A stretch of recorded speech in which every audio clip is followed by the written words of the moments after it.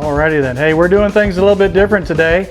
It's Mike, Barry's personal assistant, welcoming you to Hooked on Headwaters. All right. And I'm going to go sit down now. Yeah. Nice glasses, Mikey. Right. Well, thank you, Mike. Hey, it's Barry. Let me run. And Dave. And Kenny. And Pat on the telephone. And Pat. With another super exciting edition of Hooked on Headwaters here at Outdoor Adventures in Fellsmere. The number one place to get all your bait and tackle needs without question. You guys having too much fun. Back here. Just trying to give you a That's right. microphone. There you go. So with that being said, hey, come on, how you doing?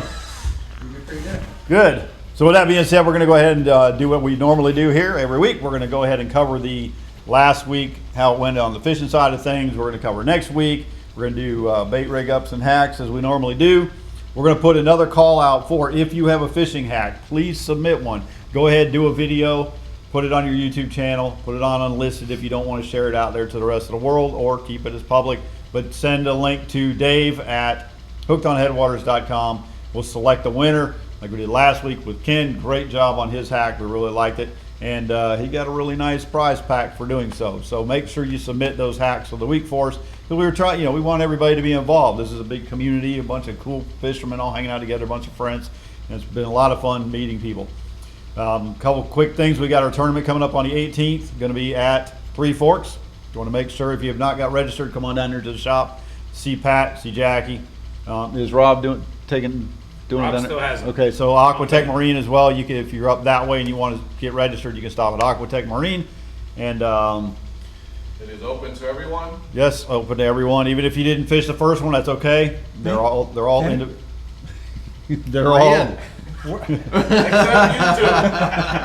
That's right. They're all individual tournaments, but if you get in, you can fish them individually. Or maybe you're thinking, hey, I can jump in now and just fish the rest of them and take the championship. And there's probably somebody that can do that. So we had a great time last time. If you have not checked out the video, make sure you go back and check it out.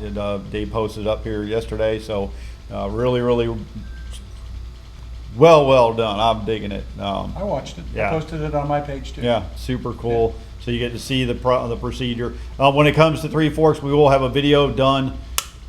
We'll have it out this next week. We'll have it out in time, so anybody that has not fished Three Forks, you'll have time to watch the video.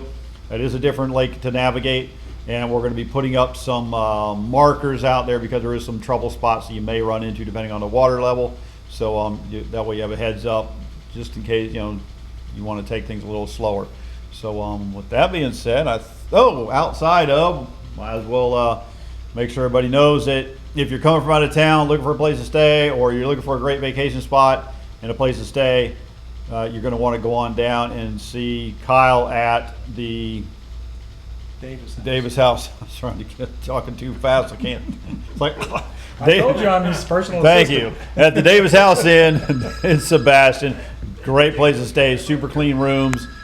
Beautiful view right on the river, dock, the whole 9 yards. Rates are cheaper than the hotels, and you've got a place to hook up to electric to go ahead and charge up your boat batteries. Go ahead and wash down your boat. Kyle's a great guy. You're going to love the place.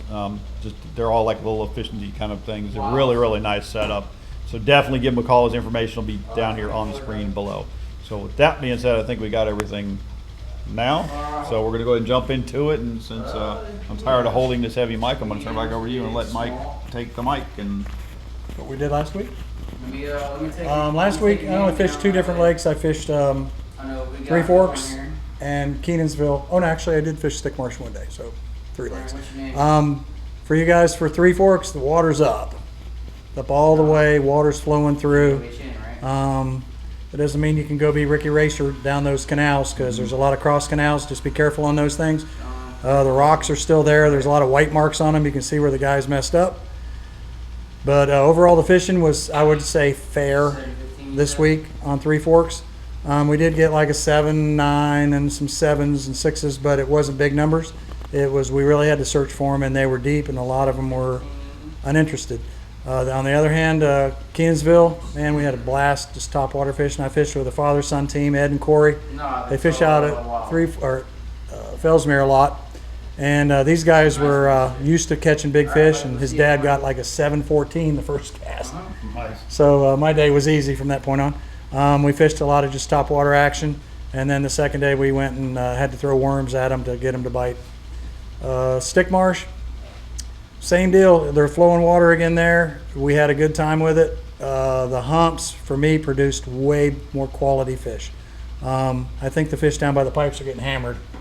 But you get out on those spoil islands, and man, we were using our side scan on the boat and calling out 10 feet to the left, 15 feet that way, and the guys would make a cast and pick the fish off. So it was like playing Donkey Kong. It was fun. We caught, I don't know how many fish, just a lot. And they weren't like huge, but 3, 4, 5, 6 pounds. Who's going to complain about that? I mean, you're just having a blast. Mm-hmm. Hey, let's do this real quick too. Since you fish Three Forks, Kenny really doesn't get a lot of time down there. We've got the tournament coming up. We've got folks coming in from out of town. We've got some new folks who've never fished the lake. If you kind of just give some general ideas on the types of baits that seem to be productive down there, we've got the north end and the west side of the north end is one place that people can more easily get to. Right. We've got the south end with the 6 lakes, okay?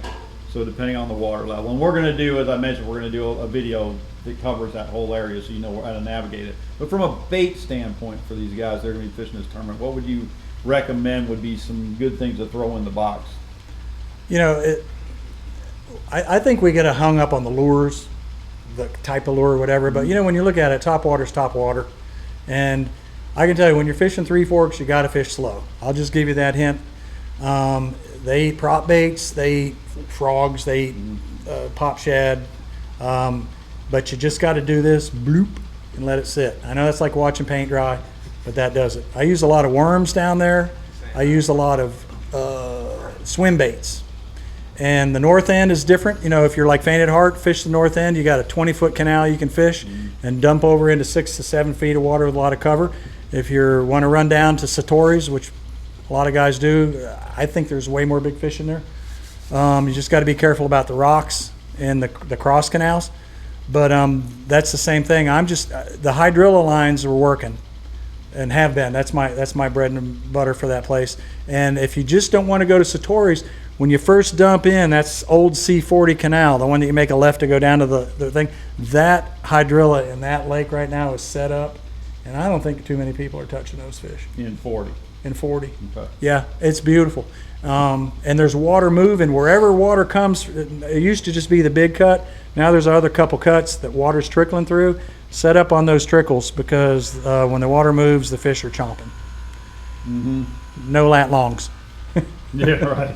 Okay, good. But yeah, we just want to give some general advice, so people have some idea what they're coming into. So Yeah. and we'll fill in some more information on our video as well. Is that a full moon? What is the moon? A new moon. New moon's Yeah, coming. oh, Yeah. that's the best time to fish that lake.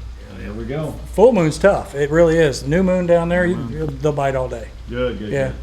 All right, great. Yeah, You're man. up there, so, killer. last week I did Stick Marsh.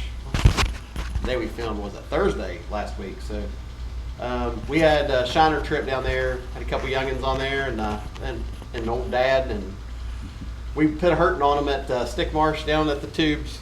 The water was flowing. Of course, there were 11 or 12 gators messing with our bobbers the entire time. So we cast off this side of the boat and catch some fish, and then the gators would go over there, and then we'd throw back toward the tubes and fish there 10 minutes, and the gators would come over there, chasing our bobbers all over the place. But we still caught a bunch of fish, some nice 5-6 pounders, bunch of 2s and 3s, and we just blew through the shiners. And then we threw some topwater baits when we ran out of shiners and caught some fish. The deal over the next day, we fished Stick Marsh again, and we fished out in Farm 13 about halfway down in the spoils, and we were getting them on worms. Chatterbaits was the ticket, and fishing it super slow and kind of just raking it across the bottom. And you could feel the shells out there. And it seemed like when we were hitting the shells, we were getting bit. Shiner and the jackhammer was the ticket, and also the black and blue with the black and blue Zaco. Fished really slow. One of my clients hooked one, and it was peel and drag, and he had his drag cranked all the way down. He thought he was hung up. He's like, I'm hung up, Kenny, and then the line took off. And he's like, oh no, that's a fish. I was like, oh, that's a big fish. And come off. But the rest of the week I did night trips over on Kenansville, and we wrecked them. We were getting them on popping shads. Before dark, we were throwing swim baits with underspins. The Thigh Dapper in the Bounty Hunter was a real good color, and we went through a couple bags of those. They're made by Bass Assassin. Those things, they swim incredible on those underspins, like the 3/8 ounce underspin, and they were coming through the grass really good. You wouldn't pull hardly any hydrilla. You could throw it right in those little pockets, and it seemed like when you were coming through the hydrilla, as soon as you break free, they would be sitting there and just whack that thing. You got your rod tip up, or are you pointing at them? I hold it up at like 10 o'clock, and then you just give it a little tug, 10 to 12, and keep pressure on them. And then once that sun went down, we were catching them on those popping frogs, and then I had one of the paddle tail buzz frogs that Teco makes them, or I can't remember the name of that company, but I have a couple of those, and we tied one of those on, and it was like that was all they would eat once we started throwing that thing. So I ended up having both my customers casting those, and they were wrecking it. We replaced the tails on both of them. One time they ate the tail off of the bait and straightened the thing out. So then the next day, I went and picked up some more of those little buzz frog things, and I think about 10 of them, and they were still on them. So it was like after dark, that buzz frog was killer, because it sounds like a whopper plopper, but it's completely weedless. So you could throw it right in the hydrilla, bring it across those pockets. Man, they were coming up and completely out of the water to eat these things. But before dark, it was the popping frog. It seemed like they did it better. It was weird. It's like the slower the better when the sun's up, but once that sun went down, you could just slowly retrieve that little buzz frog thing. Man, they were coming and glued on it. But yeah, we got several 8-pounders. We had 7 over 6 pounds 2 nights ago. My hands are raw from taking fish off. I was bleeding all over the place. Forgot my fishing gloves that night. The guy, Ben, that I had out, he said all he's been thinking about was that night, and he wants to go again tomorrow. So we're going to hit it again tomorrow. Nice. Good. Yeah, nighttime fishing is awesome. And no mosquitoes. No. We ran 2 thermocells. It It keeps the skeeters off of you. Yeah. No skeeter bites. The only biting is the skeeter bass boat, baby. With my halo rod. With my halo rod. Right on. All right. What you got, Pat? Lake Garcia. So Mike, can't think of his last. Mike Hayes, Georgia boy, couldn't get his boat started the other day at the boat ramp. He launched the boat, floated off, parked the truck, went out to the boat. He wouldn't fire up. So he said, "To hell with it." He put his trolling motor in. He starts all the lily pads that are right out there in front of that pavilion. He started flipping there. He got a 7, a 5, and several in the 2-pound range. All the tournament fish. Never left the boat ramp. Retreads. It was funny because at the tournament, I kept telling Jackie, I'm like, man, every time I look over there, I see something chasing bait right in the middle of the lily pads. And so he was using that intruder. He bought a couple packs of intruders, of flipping baits and XGLs. That's what he was catching them on. Didn't have to burn an ounce of gas. He said, man, he was so mad that his boat wouldn't start, and he was so happy he was catching fish, he didn't need the motor. And I wanted to give a shout out to a couple of guys that came in here. They're big fans of the show, and just the nicest guys you ever want to meet. Wayne and Morgan, and his wife had called Karen, and she said, man, give the boys a shout out, man. But they came in, and they must have hung out for about 2 hours. We sat here and BS for about 2 hours. Nicest guys in the world, man. Had a really good time hanging out with you guys, man. Wayne and Morgan. I think Morgan's from Eustis. Wayne's from Vero. Maybe it's vice versa. Yeah, that's always cool getting to hang out with the guys that watch the show and stuff. Oh, Wayne just funny, man. Oh, yeah. God, man, I couldn't wait from the leaves so my ribs to stop hurting. And Blue Cypress, a couple of the guys came back from Blue Cypress, fishing on the east side of Blue Cypress. Okay. Had a great, they call it 17 between the two of them. biggest one was 6 pounds. It was a good day. Then actually, that's what that 6 pounder came on, the big orange mungo worm. Beautiful. Yeah, he watched your video about the mungo worms. Oh yeah. And he says he's going to Blue Cypress. I said, I don't know, man. Every time I fish Blue Cypress, I use something with orange in it, like that cracked copper. Yeah. The Big Easy cracked copper. That's what I catch them on. And he says, oh man, that's orange. I said, well, I mean, give it a shot. That's what he caught the 6 pounder on. Nice. Old Mongo. Orange worm. Oh, Mongo. And roll that. Very good. Jackie will be back next week. Got to pick her up tonight at the airport. Okay. People are always asking, where's Jackie?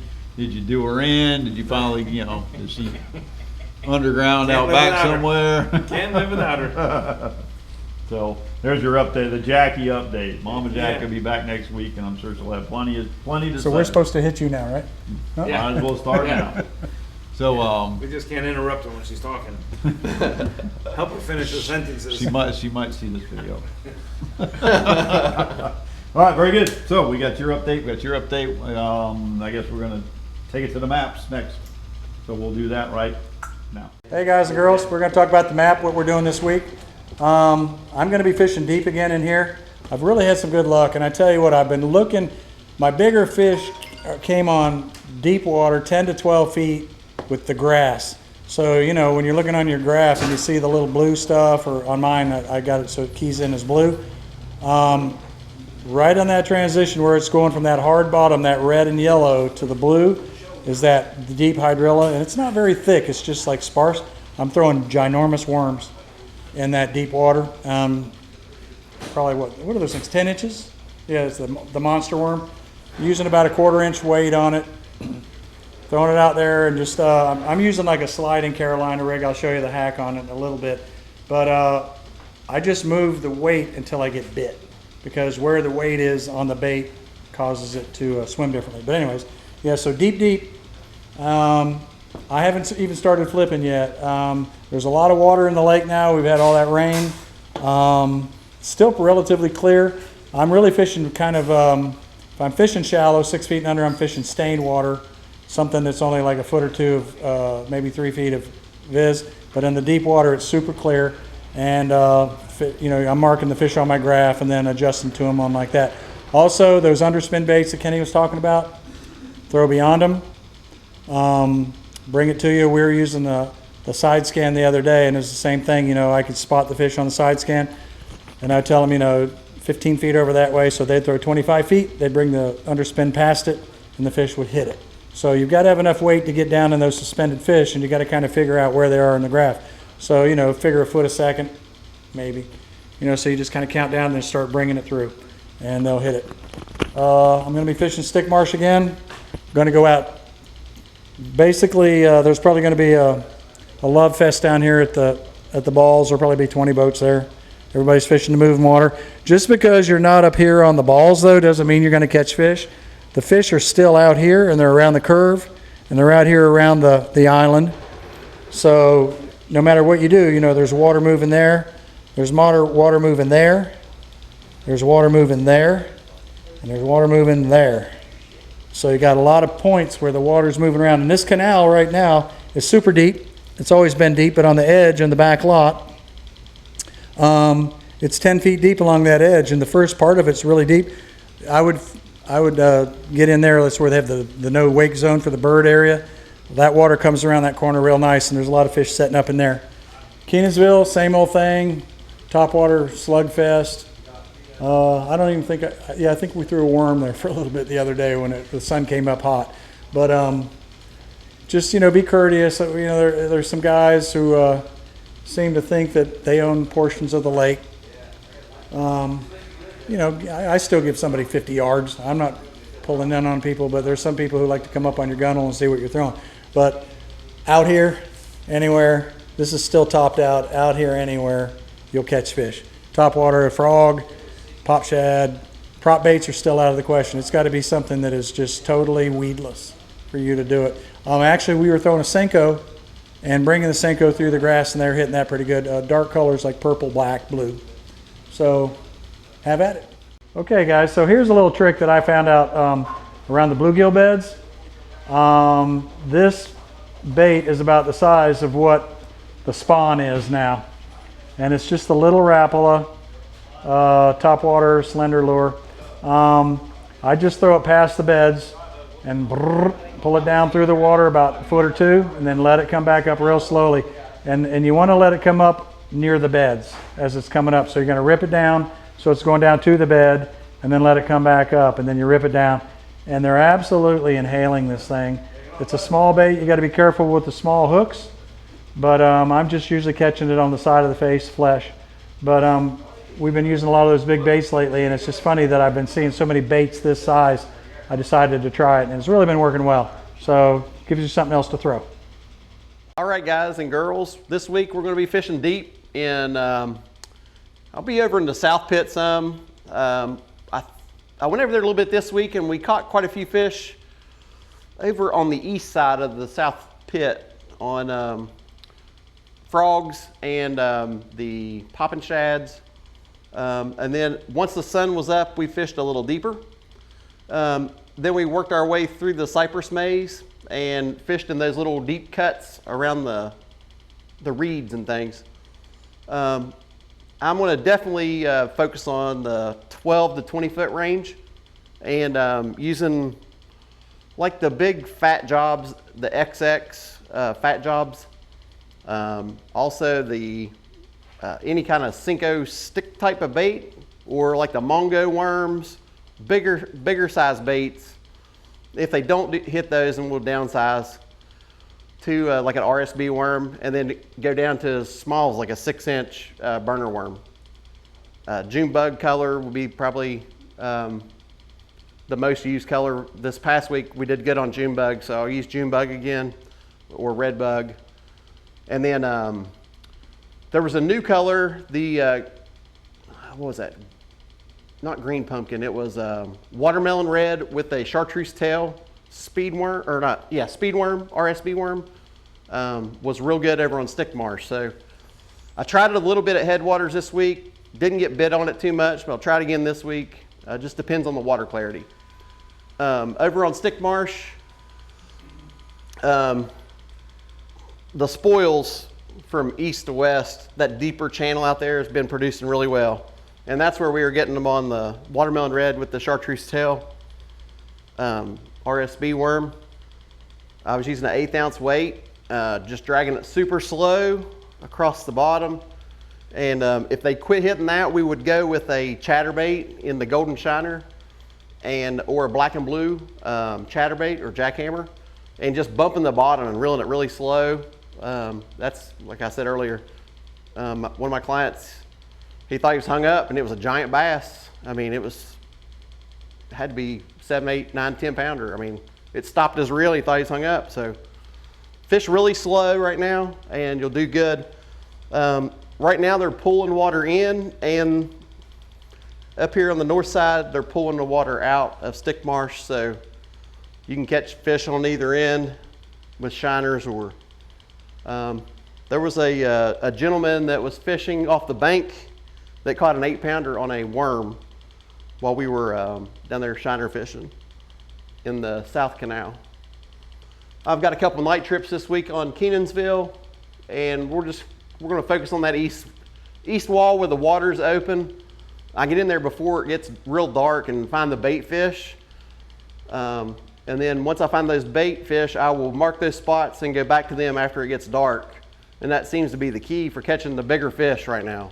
So at night I'm throwing poppin' shads, buzz frogs, buzz baits, and we're working them as slow as we possibly can. The buzz baits are a little more difficult because the hydrilla is so thick in there. If you don't start reeling it as soon as it hits the water, you're pulling back grass and basically wasting time. So that buzz frog was a lot more effective. It sounds like the whopper plopper, and it's completely weedless. So that's my game plan for this week. So you hear Mike and I both talking about the poppin' shads by Z-Man, and this is the bait. And basically the way we rig this thing up,